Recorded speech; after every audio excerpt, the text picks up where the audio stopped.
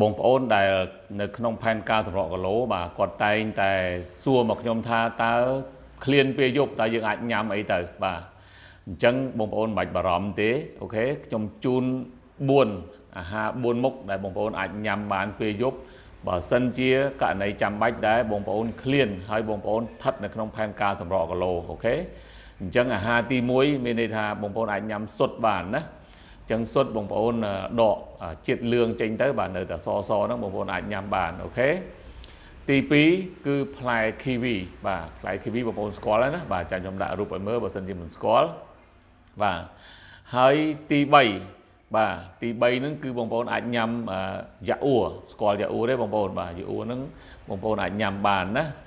ហើយអាហារទី4គឺអាហារក្លុកប្រូតេអ៊ីនបាទអាហារក្លុកប្រូតេអ៊ីនអញ្ចឹងបងប្អូន4ហ្នឹងអាចជ្រើសរើសយកមួយណាក៏បានដែរអូខេបើសិនជាបងប្អូនស្ថិតនៅក្នុងផែនការសម្រក់គីឡូហើយបើសិនបងប្អូនមានចងល់តាក់ទងនឹង